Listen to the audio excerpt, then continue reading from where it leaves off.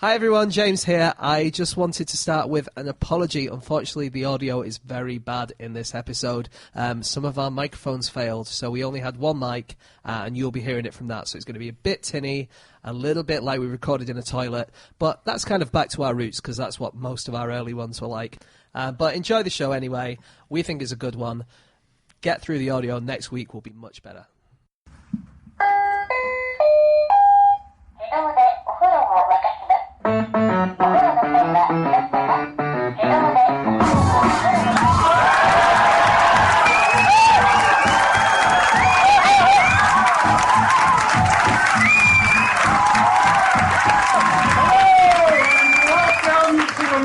And no such thing as a fish, a weekly podcast. This week coming to you from the Soho Theatre in central London. My name is Dan Schreiber. I'm sitting here with Anna Chazinski, James Harkin, and Andy Murray. This is our 1 year special. It's our birthday. We've once again sat around the microphones with our 4 favorite facts from the last 7 days, and in no particular order, here we go. Starting with you, Andrew Hunter Murray. Hello. My fact is that the route for the Hong Kong Ultra Marathon is to run up and down the same stretch of road 25 times.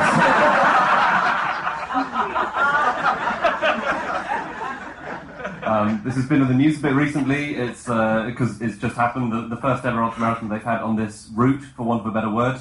And it's 31 miles long, because apparently anything longer than the standard 26.2 is an ultramarathon, which I think is cheating, because I think it should be at least double. And I say that as someone who's never run more than 200 metres. And that was at sports day. And I came fourth. Out of 4. Out of 4. So, yeah, that's it. So how far do you say it was? It's 31 miles. Oh, yeah, because normally ultramarathons are more like 100 miles. Oh, 100 miles, 200 miles, whatever. But if they had done that here, there probably would have been suicides of boredom. I read that if you run 200 miles, it's less tiring than if you run 100 miles. Right. Have you talked to anyone who's actually tried it? That can't be true. Yeah, apparently what happens is when you know it's going to be much longer, your intensity is much lower, and so you take your time a lot more. And they found that people who do the longer ones feel better at the end. So you're just saying you do it much more slowly? You're saying it takes... You conserve your energy better. You walk it. You fake jog when you get the tube. So the thing about this marathon is that everyone's been describing it, particularly people doing it, as the most boring marathon possible because of the repetitions. And I was looking into boring marathons, and there is an annual boring marathon. What? Yeah, there's an annual boring marathon. There's an ultra boring marathon. And it's actually apparently quite exciting. It's just it happens to take place in a town or a city boring called in America. Boring, Oregon City. Yeah. Which is an actual place, and their motto is the most exciting place to live. They're twinned with a town called Dull in Scotland. Yes, yeah. They have an annual dull and boring day, which is, I think, it was August 9th. Someone worked out recently the most boring day in modern history, and it was April the 11th, 1954. Oh, yeah, so that's a bad one. a bad time. It was a scientist developed a computer program to work out the day where the least interesting stuff happened. It included a general election in Belgium. So sorry, Belgians. The front page of the New York Post was 2 cops attending a conference on juvenile delinquency. Front page news. So they put that into a machine, right? And it's so it was like 3 million bits of information. 300 million. Was it 300 million? It was. Wow. So they said, find us the most boring day. They came up with this date, April 11th, 1954. I read this as well. Side note to it, which actually caught my eye more than the fact itself, is that the guy who was a Cambridge scientist, he was a computer programmer, his name is William Tunstall Pedo. You'd change his surname, wouldn't you? I was trying to research the fact. I got so sidelined. But you're keeping that? You know, Charles Dickens came up with boredom. As in, he invented the word. Yeah, I've read his books, yeah. Charles Dickens! Yeah, it's in Bleak House. He says someone is bored to death by marriage. So, yeah. So maybe it means something completely... People just assume that's what it meant. Maybe it meant thrilled. Maybe boredom means thrilled. Is that what people say to me when I'm talking to them in the pub and they're saying, I'm so bored? Yeah. They're actually saying they're thrilled. Is that why you keep going on and on? There's a tribe in Papua New Guinea called the Baining, and they value work as the highest ideal. The best thing you can do is work. And they have been called unstudyable because of their failure to do anything interesting. So harsh, isn't it? There was an anthropologist called Gregory Bateson who spent 14 months attempting to study them in the 1920s before giving up entirely. They don't even like sex, is that right? Yeah, they don't like it very much. No, they don't like it, but they do have kids. But often a lot of adoption because they don't really want to have kids. Well, wait, where do they adopt them from? Must be neighbouring tribes or something. Yeah. I don't know. But they also don't like play because it's a natural state of children and they don't like children. And then sometimes they will punish their children who are playing by putting their hands in the fire. What? That's not boring. That's an exciting thing to do as a kid. I think the most boring sporting event ever was the cycling event of the 1964 Tokyo Olympics. Okay. Where it involved people watching two people who were cycling head to head, sitting still on bicycles for more than an hour. What, were they exercise bikes? No, it was that, it's the sprint cycle when it goes head to head, and they often like hover at the start a bit, so one can, because I think, is it a slipstream thing? So because they want the other person to start cycling first so they can get in their slipstream, and these two guys just had this standoff. They went on just still on the bikes, bouncing on the bikes for over an hour. Balancing on the bikes though, that's pretty hard. Yeah, I know, impressive. Yeah, that sounds exciting to me. Because you'd constantly be wondering, he's going. No, he's The commentator had to leave. They had to just go up there. He had something else to get on with. The excitement was too much. Can't handle this. Do you know that the way they induce boredom? If scientists want to test boredom, obviously there are definite ways of doing it. So to do pain, they put your hand in a bucket of icy water, and to do boredom, they make you copy out the phone book. That's the official way of doing it. But if they want to really test you, they just make you read the phone book, so you have to focus on it and really concentrate. But it improves your creativity. What, reading the phone book does? Well, being bored, as in induced by this in the experiment they did. So they tested, they had people who could just copy numbers out of a phone book or not do that. And at the end of that, everyone who'd been in it was asked to, this is the test, think of as many uses as they could for a pair of plastic cups. Which is apparently a test of divergent thinking and how crazy and creative you are. Yeah. And people who'd been reading the phone book or copying it out were much more creative. Yeah. They'll throw them at the person who told me to read the phone book. And there's a scientific test, the boredom proneness scale, that's come up with by two psychologists, and it's 28 statements which you have to agree or disagree with, and it consists of statements including, I have projects in mind all the time, things to do, or, much of the time, I just sit around doing nothing. If you can do that successfully, I don't think you're easily bored. No. I sometimes read my own phone book and test myself on with people I've forgotten who they are. Who is Rose? Who is that? Does anyone else do that? One yes, thank you. I did a terrible thing the other day. I got a message on my phone from someone saying, "Hey, how's it going?" And you know that terrible moment when you haven't got their number, and you're like, "Oh my god, the message is so familiar. I definitely know who this is. They're going to hate." So I have to do the old classic. Sorry, it's a new phone. I haven't got your number. Who is it? And the person wrote back going, "It's Sheila." And so I did the lamest thing that I've done in years. I wrote back going, "Sorry, I'm Australian. There's a lot of Sheilas." Which one are you? She didn't write back. I found the most boring. It's very unfortunate. There's a resort in Switzerland, and I was a bit confused because it's described as a village and a resort. So I have a feeling the village is like a ski resort. Yeah, and it's been described as the most boring resort in Switzerland. And when it's like, "Oh, I had a nice time," all of their things is just, "This is so dull. This is the most dull place." And the tourist board there released a statement. They said that they think they got this title because their quiet village has nothing, does nothing, and offers nothing. And then they added, "We think that's a positive." But so they've combated it now by going. They had a meeting and they're like, how do we sort out the boredom levels of our town? How do we make it exciting and vibrant? And they started a stone skipping competition, which they're now trying to make a worldwide thing. But then they found out that another similarly dull town also decided the way to combat boredom was to set up a skipping stones competition. So they had to call them and say, could we do the qualifying round before they get to you? So you can't even go and see the finals. You go and see. Yeah. Amazing. Okay, some stuff on ultramarathons. Yeah, sure. Yeah. Okay, so ultramarathon athletes sometimes have all their toenails removed.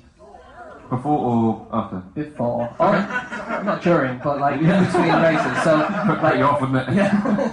So you'll run and you'll have real problems with your toenails and they'll get worse and worse and then they get better and then once they've been a problem once, they get worse and worse all the time. And so, yeah, quite often they'll have them taken off completely. What? Yeah. It reminds me of that guy. How do they take them off? Do you want me to show you? Surgeon would do it. Yeah. That's not. I wanted a method. I think it's a yank. And the other thing that happens in ultra-marathon people is their body gets in such trouble because they're really, really pushing it that they are insatiable and want to have lots and lots of sex, apparently. This is according to one of the athletes who I met in a pub. Yes, he was boring, but I couldn't help myself. No, he said...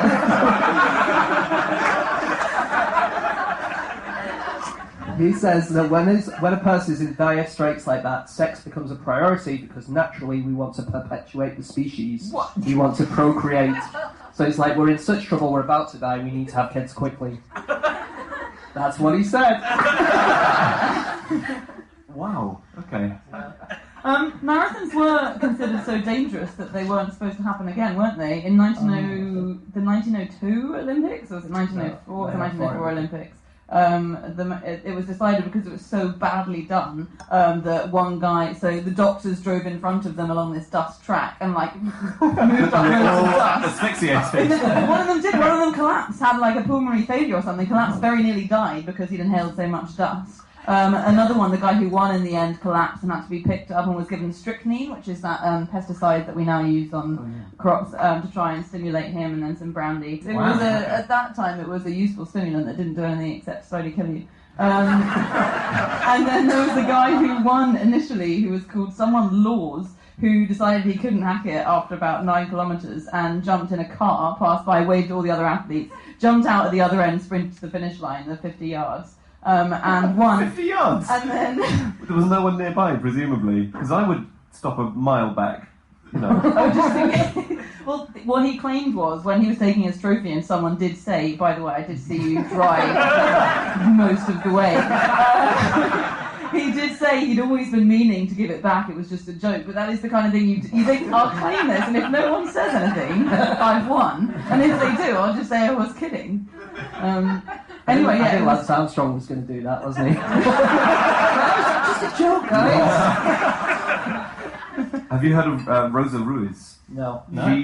She won the 1980 Boston Marathon. She's a 23-year-old New Yorker, and she was very, very fast. She was the third fastest time ever recorded for a female runner, and she was completely sweat-free and composed when she crossed the finishing line.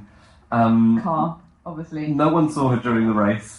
None of the checkpoints, none of the other runners. Photographs of the race, she was nowhere. She was so fast they couldn't get her in a photo. Not car, subway. She just just got subway straight across. And does it count though if you're still running while you take all these shortcuts? If you ran to the subway and just kept it, that should count, right? Just on the spot, on the train. Yeah. It's like, I was running, I just got creative with it. But again, she just jumped back in half a mile before the end, which seems very cocky. Yeah, it does. Mind you, often in subways you have to run up a lot of stairs. I reckon that's more tiring. We've got to move on very soon to the next fact. Can I just quickly give a few Hong Kong things? Yeah. So, because I'm born and raised in Hong Kong, and Can I bet money on a Hong Kong fact that you will say in the next 20 seconds? Oh, okay, yeah. I'm just wondering if there's a Hong Kong fact about Bruce Lee to follow. No, there's not. Oh my God. Although there is a good Bruce Lee fact, which is... See, Ellie, you've made it through. Why did I do it? No, he was the 1958 Cha-Cha champion in Hong Kong. There you go. Not many people know that. As you were. Thank you. So one thing I discovered was that after the handover happened, there were a lot of things that the Chinese admitted to doing that they were sort of tricking the British colonialists about when they first arrived. And one thing was the names of places in Hong Kong. And I've been to a lot of these places, and I had no idea that their translations meant what they are. So, for example, there's a place called He Si Wan. So when the British were like, oh, what's this called? They went, oh, it's He Si Wan. That translates as Vagina Discharge Bay. Vaginal Discharge Bay. There's New Shiwu, which is Cow Shit Lake, and Dao Tao, which is Penis Head Rock. And these have been on signs in Hong Kong for ages, and they've started changing some. So Foreign Devil's sex organ has now changed. That's become Pyramid Rock, and Oral Sex Corner is now Swimming Dragon Cape. Oh, that's really cool. I had no idea when I was there. Yeah. Did you guys have any more that we... Let's move on. Yep. Okay, time for fact number 2, and that is Jasinski. Yeah, my fact is that the meter is wrong. Typical Anna. Everything's wrong according to you. Yeah. I hate it. What on earth could that mean? So, the meter, it was determined that the meter, so in a guy called Pierre Méchain, was a French astronomer. In the 1790s, he determined that he would create they decided to go to a decimal system, and the meter would be the unit of the system, and it would be exactly 1/10,000,000th of the distance between the equator and the North Pole. So he went on this big tour to measure out arcs of the Earth and stuff, and do calculations to work out what a meter was, and there was a slight error in his calculations, a slight problem with one of his bits of equipment, and he was 0.16 of a millimetre out for every metre. The meter we use now, he realised that he'd gone wrong, and so he tried to draw people's attention to it, but at that point they were like, we've made all these like meter-long sticks, we can't just go and unmake them, and so it just stayed that way.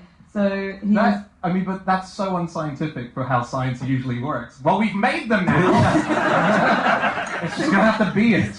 Sorry. I heard that he went back to where he had made the original mistake later in his life, and he wanted to correct it. He was on this campaign to get it corrected. And he got to where he'd made the mistake, where he caught malaria and died. It just goes to show, never check. You're working. He kept getting arrested, didn't he, when he was doing all this stuff, because it was during the revolution, and people thought that his what do you call these things? His instruments were weapons, didn't they? Yeah. So they just kept putting him in prison all the time. Yeah. And but that was actually a good thing. Well, was it good or was it bad? Because it was when he was in prison that he realised he'd got it wrong. He thought, I've got nothing else here to do except recheck my calculations. And when he did that, he realised it was wrong. But then it didn't do much good. So in fact, in 1875, there was the Treaty de la Metre, or the Treaty of the Meter, in France. Thank you.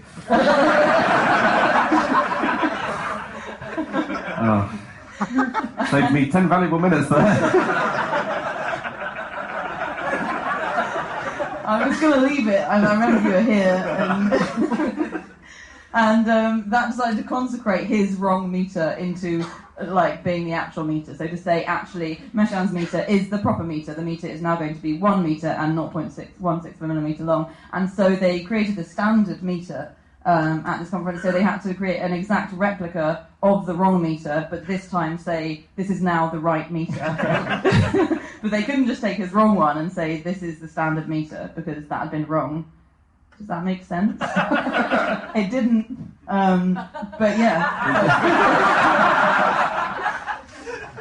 I'm still on Treaty de la Metre.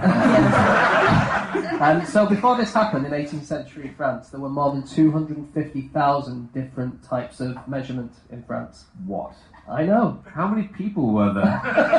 Was it just different weights and measurements and 250,000? Yeah. It's a lot, that, isn't it? Yes, it's a lot, yeah. Yeah. They were told they were being really arrogant, weren't they, when they wanted to go to the decimal system, and there were a lot of people saying, I can't believe you think you can just make the whole world abide by your ridiculous system. But obviously they did. Japan went metric in 1924, and no one noticed or did anything about it, and they had to do it again 40 years later.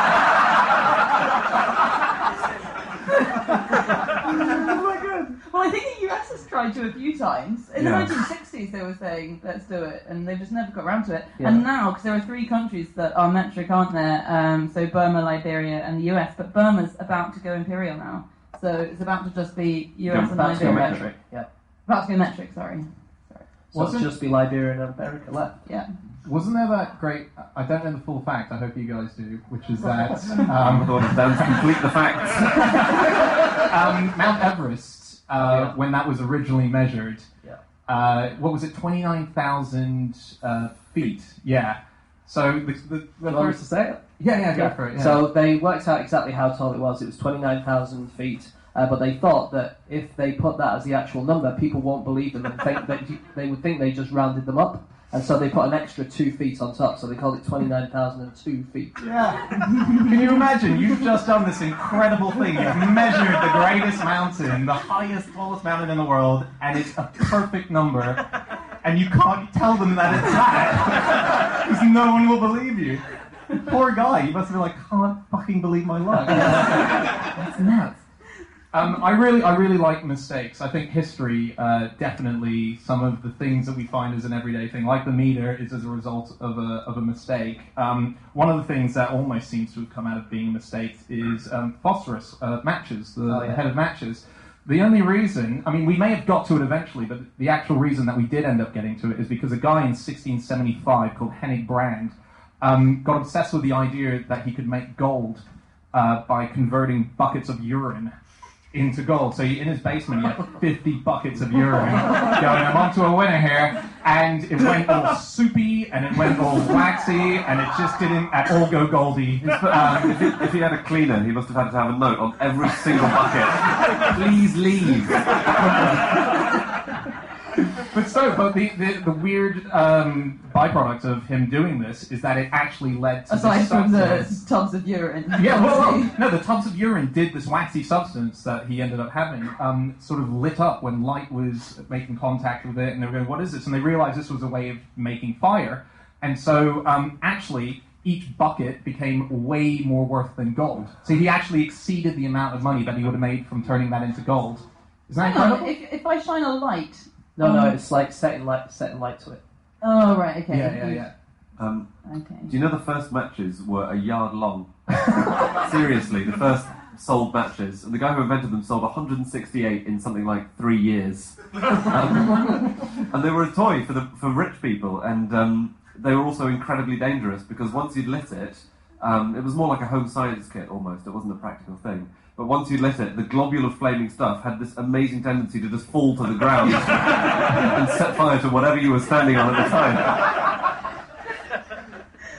I guess because they weren't very practiced at lighting matches, so once you No, lit not when it, they're a yard long as well. that must have taken 2 people. Yes, Yeah. Good for bonding. Maybe that's why they did it. maybe. Maybe not, I don't know. Before the 19th century, there was a unit of measurement which was called a lot.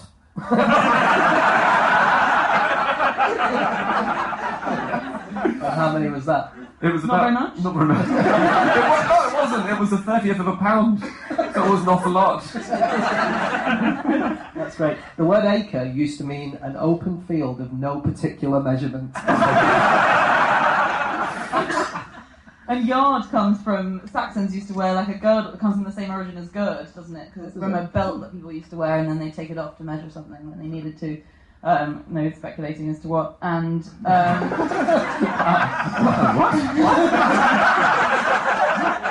I don't know. Some people understood. How big is this course? So there are some other good units of measurement. The garn. You all know the garn. No. The garn is a unit of measurement that measures space sickness, and it's named after, he was the first US politician to go into space, actually. It was named after Senator Jake Garn, who was so sick during his space mission that now it's meant 1 garn is considered very space sick. That's great. That's like the mini Helen. What's that? The mini Helen is the amount of beauty you need to launch 1 ship. Yeah. It's weird. Lots of units of measurement that we have are quite similar. So there's a Japanese measurement called, I'll mispronounce this, but kanejaku. It's an obscure one, as in it's not used anymore. But it's about the same as an English foot. And both of those things are about the same length as the average man's foot. So it's a sort of, common origin for lots of these things, which is quite cool. Like the cubit is the distance from it.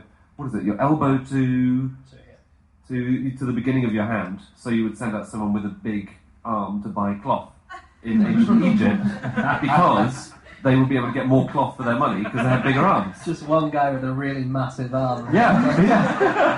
Just one normal, like one huge arm. Yeah.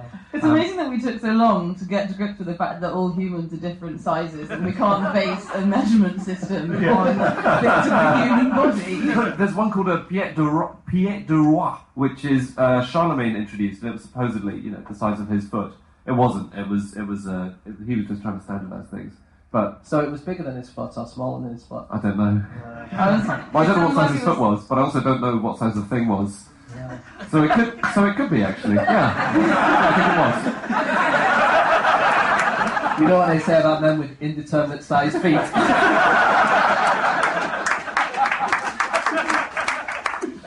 Can I just say very quickly, just as a side note, every time that we've said, oh, what's that called? Someone from the crowd has gone, it's called that.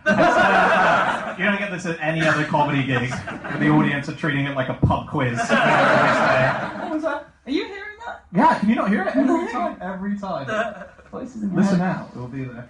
Just quickly, the carrot, this is kind of interesting, the carrot measurement for diamonds is from carob seeds, because people used to think that all carob seeds weighed exactly the same amount, so it comes from the same word. They don't weigh the same amount. Yeah. No. Like, who was it? Was it Bach who weighed out 60 coffee beans for each cup of coffee he drank? Oh, yeah. Oh, he didn't weigh them out, he counted them out.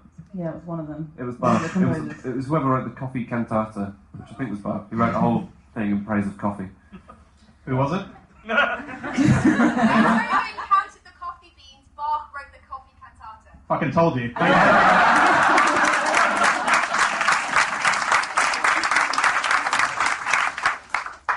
Guys, we're going to have to move on to our next fact. This is hard. And the next fact comes from that lady in the audience.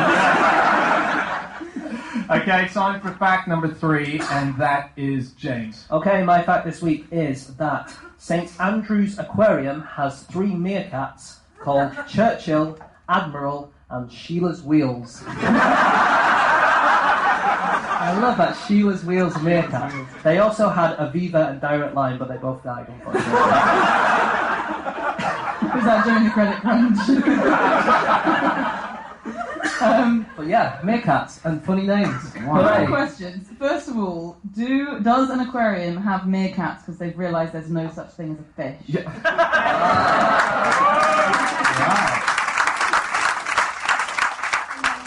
They had this little bit, it's a brilliant aquarium by the way, but they had this little bit of rock where they didn't have anything to put there, and so they got offered some meerkats from another zoo, and they said, yeah, great, meerkats, why not? Everyone loves meerkats. So you you actually... I was there this weekend. Yeah, you went. That's how you found this out. Yeah. Yeah. Did you meet the meerkats? I did meet the meerkats and fed the what do you call these things? Penguins. And saw all the different fish. Yeah, it was great. Really, really good. Definitely recommend it. So why have they named their they were named by someone on Facebook, and they thought they were such great names that we'll name them that. They have. Wait, they know their existing names, don't they? The meerkats. Yeah. No, they were allowed to name them when they were born there, and they were allowed to name them. Right. In my head, Admiral has a tiny jacket with epaulets. And the main 2 are called Kate and Wills, and the others are named after members of the royal family as well. And they have a penguin who is called Andy Murray. Do they? Yeah, they do, and it's a female. Okay. And all the other penguins are named after the Murray family, not your family. The tennis player. Yeah. Interestingly, that the meerkats are named after Kate and Wills because meerkats too are threatened by inbreeding in their natural.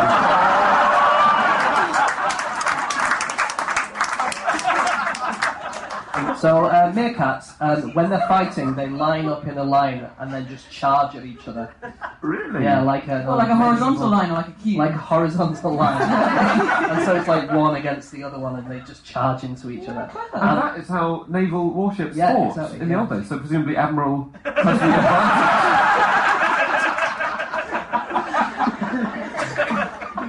Very good.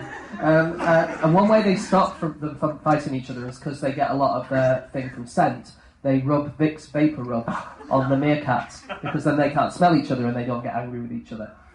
But they also can't smell who's related to them. No, but that's a good thing. Because they recently had one meerkat who was completely segregated. They just were like, we don't want you, and they named the meerkat Oliver Twist because he was orphaned. And one of the guys there had to look after Oliver Twist, and that was the sentence. He said, we're gonna completely cover them in Vicks. What's it called? Vapor Rub. Vapor Rub, and we're gonna cover him as well, and that will allow him back into the group.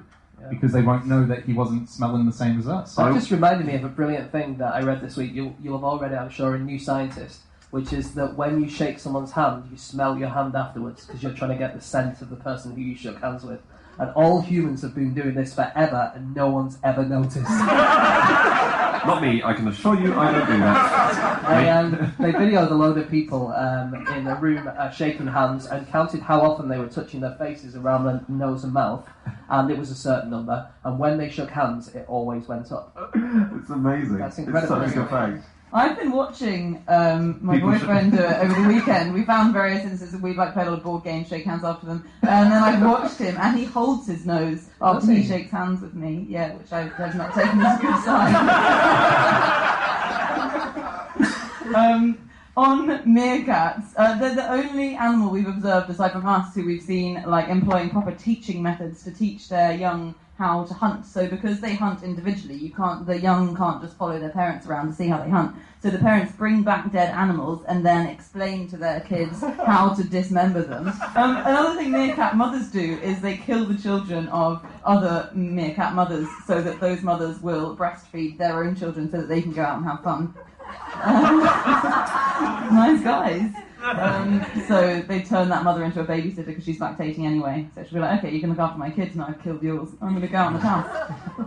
They're horrible. They're not good pets, apparently, according to some websites, because they can be very cruel to each other, aggressive to people they don't know, and they smell quite ferrety. Like you to meet Hannah? I was reading about aquariums, and I read about London's very first aquarium, which was the Royal Aquarium. Right. You guys heard about the Royal Aquarium? No. It was 1903.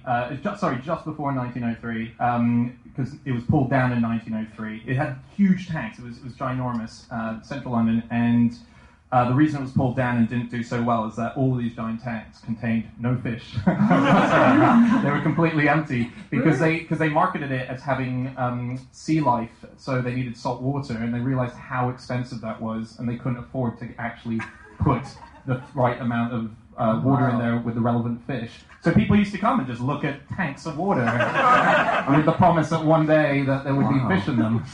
I don't think that was the first one, because the first one I think was at London Zoo, which would have been... When did you say yours was? 1903, it was taken down. London Zoo's opened in the mid-19th century, and it was called the aquarium, but it used to be called an aquavivarium, which is a cool name. And an aquarium was originally a watering place for cattle. So you see sometimes troughs where people used to let their horses and cows drink, and it has aquarium written on it. And it looks like the worst aquarium in the world, but it's not. So did they call it aquavivarium so as not to be confused and have cattle turn up hoping for a drink? And then they had this thing called Aquarium Mania. Have you heard of this? No. This is so cool. Sounds great. So there was a guy called Philip Henry Goss, or Gosser, we can edit that as appropriate, and he was one of the pioneers of basically allowing fish to survive, whether, you know... Before that, basically everyone went around killing all fish, and he was like, no, this is wrong. We should let them survive. He came up with a system whereby you could keep fish in a tank and they would get enough oxygen, and you need plants in there and you need to get oxygen in. But suddenly everyone started getting aquariums, so people got them set into their windows, some people, or put into chandeliers just hanging from the ceiling. Some people built a bird cage into an aquarium, so there would be a bird living in there surrounded by fish which it could never eat. Torture. Yeah. They've made a Nike trainer into an aquarium, Nike designers now. They've transformed it into... I don't know how functional it is as a trainer anymore, but it looks really cool if you look it up. They've turned into a little aquarium. In the base of the shoe, do you mean? The whole shoe is an aquarium, so it's around the edges of the shoe they filled it with water and put some fish in. That's incredible. That's quite some of it. Wow. Yeah, that's weird. Also, there's the world's smallest aquarium, isn't there? That's Smaller than a Is that shoe. not it? Yeah. It's not even a full shoe. It's a heel. I think this one is 24 millimeters high, so I guess Right. it's for zebrafish. It's this guy Anatoly Konenko who just designed, like he's a designer. His job is designing tiny things, and so he's created the world's smallest book. That's useful. It's the width of a human hair. Is it advice on how to keep your new zebrafish?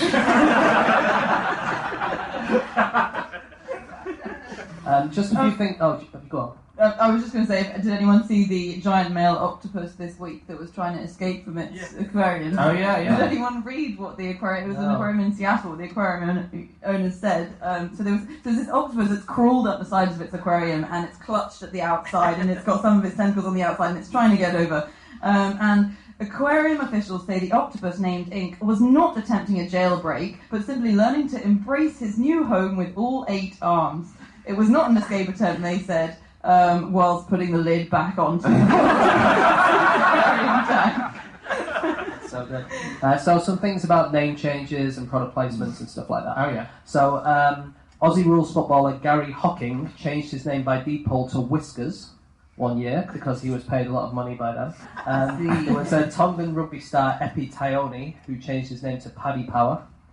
And you can change your name of your stadium and stuff, but it doesn't always work out. The MLS side Colorado Rapids has changed their stadium to Dick's Sporting Goods Park, but everyone calls it the Dick. Yeah. I like changing your name by deed poll as well. I like all that kind of stuff. So there was a guy called Gary Brett from Potter's Bar. Potter's Bra had changed its name to Potter's Bar a few weeks before. He changed his name to Mr. Hong Kong Fooey. Okay, and he said, "I've loved Hong Kong Fooey since I was a boy and always wanted to be named after him." I'm quite serious. That speaks of a sad childhood. I'm quite serious about being known as Mr. Fooey. My wife was a bit upset, but she should be honoured to be married to a #1 super guy who's quicker than the human eye. And then there was a guy called Nigel Doyle who changed his name to Mr. Toasted Tea Cake. Okay. And he said, "Some people can't believe it, especially because I don't even like tea cakes that much." But it was a nice name. It must be so hard that if you love stupid names that you've got to go to the what's the name change? deed poll. The deed poll, and you must be in the queue going, okay, this time it's just going to be Brian Smith. You change it to Brian Smith, and you're saying hi to the guy in front of you. Oh, what are you changing your name to? Oh, Rainbow Sunshine Moondust. Oh, God damn it! And then you get home to your wife. She's like, is it Brian Smith? It's Arse Macadang Dang. I couldn't help myself. It must be so hard if you love a name. At least you're now married to a #1 super guy. There's a guy called Sean Hennessy who changed his name to Nigel Bottomface to win a bet with his friends. And he said, "My mum was furious. But at least I got a night out in Chelmsford."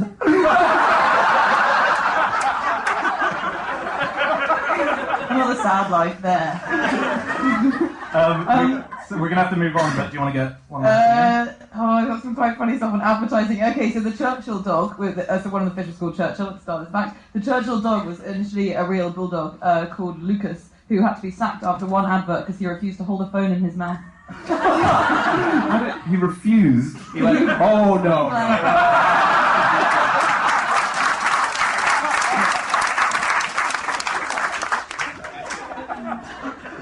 We are going to have to move on. I'm going to have to move it on.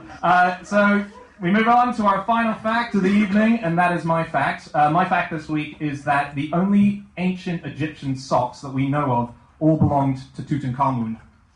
Isn't that awesome? When Howard Carter went into the tomb, he found a lot of stuff, a lot of gold, a lot of walking sticks, and he found 3 pairs of socks. And what's amazing is that up until finding these socks, there had been no depiction of socks in ancient Egypt whatsoever, and I can't believe that wasn't the headline. They wore socks! Also, because he wore sandals, it means that he was a socks and sandals guy. Which is very exciting. Do you know what he had painted on the bottom of his sandals? No. This is cool. He had the faces of his enemies painted on the bottom, so that wherever he walked, he would be crushing them into the dust. Yeah, but except there was a lot of sand, so that would just be great branding, because you'd see the guy everywhere. That's like the ultimate marketing Try device. you, Tutankhamun's enemy. Yeah, they have that. So there were some socks that I think those weren't found intact, were they? They were reconstructed from the evidence that they had, but the oldest socks found intact. No. In his tomb, they found 3 that were completely intact, and then they found 3 that weren't, but they think that they must have been socks. They were the other pairs. Yeah. So he actually had 6 pairs, but 3 didn't make the 3,000-year period of time that's since passed. They also found a bottle of perfume, speaking of the 3,000-year period of time, which still, when they took the lid off, it still smelled. I think it smelled like... Something rotten. No, it smelled nice. It smelled like something like chamomile or vanilla or something. After 3,000 years. He was also buried with his own baby clothes, which I think is quite sweet. Oh. Yeah. I wonder why. There was actually a few toys. Weirdly, there was a boomerang. Yeah. Yeah. Well, they used them to hunt. And they used lassos as well. Did they? Yeah. Cool, isn't it? Is Egypt Australia? Yes. That's the thing we did with America where we thought it was India. And we just... It does sound like the outback from... Yeah. Wow. And he was buried with 413 what were called Shabti figures. And these were little slaves that he would take into the next life. Because often people think that if you were the slave of a pharaoh and your pharaoh died, then you'd have to kill yourself and be buried with him. Or be buried alive with him, which is even worse. But that never happened. It was actually little models of you that you would take. He was also buried with, James was telling me, an erection. That was Just in something confidence. you love. Yeah, he had a 90-degree erection. That's 90 degrees. and he's the only known pharaoh, as far as I know, who was buried that way. And no one really knows why. And James has studied the field extensively. There was a guy called George Glidden who was going to unwrap a mummy in front of a load of people. He was a bit of a charlatan, but he did have a mummy, and he was going to unwrap them. And he said it was a princess mummy. And he claimed that he knew that. He knew her identity. She was the daughter of an Egyptian priest. He knew that because he had deciphered the hieroglyphics on her sarcophagus.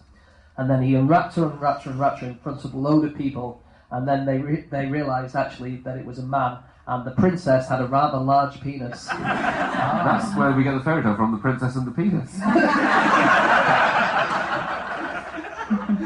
And it was in Boston, this, and he explained that his error was due to the poor handwriting of the sarcophagus man. A bad Egyptologist always blames the hieroglyphs. That's funny. Have you heard of Mummy Pettigrew? No. Mummy Pettigrew was a guy called Thomas Pettigrew, and he just unrolled loads of mummies all the time. He was an Egyptologist, and he unrolled 14 of them, and he would do a 6-part lecture series, and he would always save the unrolling for the very last lecture in the series to build up to it throughout it. And I just found one sentence about it which I wanted to share, which is that Pettigrew's dramatic, erotically tinged unrollings became so popular that at one gathering, the Archbishop of Canterbury himself got squeezed out of the room. That is the most disturbing euphemism I've heard. And then later on, he was asked to turn a Victorian duke into a mummy. The Duke of Hamilton was obsessed with mummies, and he said, "Will you mummify me after I die?" And After he died. Yeah. And he did it. But unfortunately, he didn't fit in the sarcophagus he'd had built, so they had to take off his feet. Yeah. When they were excavating Tutankhamun's clothes, no, actually this was later on when they decided to recreate all his clothes, then the person who was recreating them decided to tell her students that the only way that they could work out exactly how he'd worn them was by trying them all on themselves. So the students of this archaeologist got to just try on all Tutankhamun's clothes, and they worked out that something they thought was a headdress was actually a pair these things to be worn on the arms to form the wings of a falcon. That's what he went around with. But I don't know how you worked that out, and it sounds a bit like they were just pissing about and like put a headdress on their arm and went, "You probably did this." He was a very strange shape. They think he Sorry, had who? Tutankhamun. All right. They think he had a congenital disease or something because his hip measurements were extremely large. They were sort of out of proportion with the rest of his body. and we don't know why. Well, much like Kate and Will's, it was inbreeding. I'm talking about the meerkats. The meerkats, Kate and Will's. Yeah, no, his parents were brother and sister, weren't they? Yeah. I really like so when you were saying the thing of unwrapping the mummies, that was a massive craze that the Victorians went through, where they suddenly were just digging up lots of mummies and using them for virtually everything. Railroads used to use them as fuel. They would just... that's not true. I promise that's not true. Oh, is that in America? Mark Twain said that they did, and we think he was taking the mickey. Oh, okay. Yeah. He is a Sorry. writer of Wait, fiction. so how about the time traveller guy who went to King Arthur's court? That's not Oh, man. I've got some terrible news for you about Bill and Ted's Bogus Journey. How about Mummy Brown? Is that true? I think Mummy that's Brown is yeah. true. Mummy Brown is amazing. Mummy Brown was, if you haven't heard of it, is a it was a paint that artists would use. It was ground up mummy that would lead to a brown, and they would use them on their paintings. And a lot of people didn't; they just thought it was a cute name. And then someone explained, no, it's an actual mummy. And a lot of famous artists actually got quite disturbed by that and buried the rest of the paint, giving it an honourable burial, because they just thought, well, there's a lot of stuff about curses going on back then, and they didn't want that. But yeah, you get paint. I can't believe that. It's extraordinary. Yeah, and they used it as like a panacea as well, didn't they? They would use this mummy and then they would take it as a medicine for any illness. Yeah. I think they used it, people in Thebes used it until the 20th century to heal bruises, which is amazingly cavalier, considering it's just a bruise. Yeah, well, you don't need to heal a bruise. You could get imitation mummy as well, if you didn't have the real thing. And so you would, here's the ingredients. Take the carcass of a young man, some say red-haired, not dying of a disease, let it lie for 24 hours in clean water, cut the flesh into pieces, and add myrrh, a little aloe, and imbibe for 24 hours in the spirit of wine and turpentine. It doesn't sound artificial to me. It sounds real. Yeah, it's real but not old. Okay. Yeah. I was looking at interesting burial sites and burial rituals. But so the Vikings, they were buried on ships, obviously, but not at sea. And I read a really interesting theory that because they were often buried with decapitated animals. So the Osberg Viking ship, which is one of the most famous Viking ships that's been unearthed. It was this woman. She was buried with 10 decapitated horses, and I think a couple of decapitated dogs. And they think this is because they had the ships on land. But to get to the underworld, you had to sail. It was in order to create a convenient river of blood from your decapitated horses on which you could sail to the underworld. Wow. Yeah, grotesque. And also, so the first evidence of a ritual burial is from 28,000 years ago, of like a burial where people were sort of buried with items, and it seemed like they believed in an afterlife. And it was 2 young boys, and they were buried with mammoth tusks over 2 yards long, but they'd been straightened, and we don't know how they straightened them. So we think they boiled them and then straightened the mammoth tusks they were 4 feet long, into straight Blimey. tusks. I have to change my will as soon as I get home. That's what I want. I want 10 decapitated horses and straightened mammoth tusks. I read a thing that I want as well for death, which was that I was reading about... It's weird when you read like someone's death and you're like, "Oh, I want that." They sounded really cool. Ötzi, who was the oldest Iceman that we found, he wasn't made of ice. He was I don't know what period he was from, but he was complete, and they found everything on him. They found a bag which had magic mushrooms in it. They found he had shoes. He had socks. He had socks. But what's amazing is that they found him complete. And what they don't point out is that they have found other people who are complete.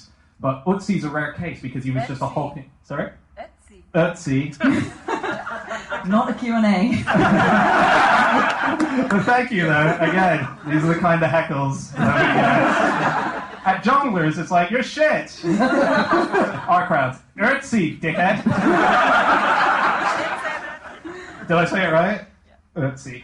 So Ötzi was found as a full body, but then I read about these other deaths where they found other people, and basically because of the way that tectonics and just the way that things shift, they found full bodies, but people have been splatted and cartoonified. You know at the end of Roger Rabbit where he splats and he goes into long form? They found people that are like just fully like huge humans in a huge long... Like a book of pressed flowers. Yeah. Like someone's pressed human book. And that's how I want to go. It just looked great. It looked amazing. We're going to have to wrap up. We've got only a couple more minutes. Is there anything else you guys want to add? 1/3 of the world's socks are made in a single city in China. No way. Yeah, way. That's how it's called. But they get 1/3. They come in pairs.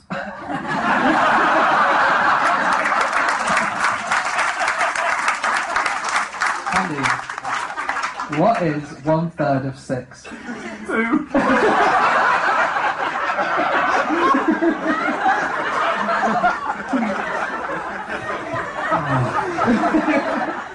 We are going to have to wrap up. So I'm just going to end on that. Thank you so much, everyone. Those are all of our facts. If you want to hear more from our show, we've got plenty online. If you want to get in contact with any of us about the things that we've said, or pronunciations, you can get me on @Schreiberland on Twitter, James. Egg-shaped. Andy. Andrew Hunter M. And Anna. You can email podcast@qi.com. Okay, so that's it. We'll be back again next week with another episode from Soho Theatre. Thank you so much for listening. Thank you so much, guys, for being here. We'll see you again next week. Have a good night.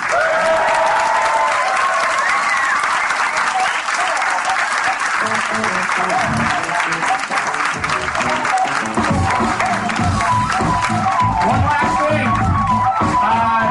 We're going to go upstairs and get very drunk, and if you'd like to join us, that would be awesome. So, yeah, hang around for a beer.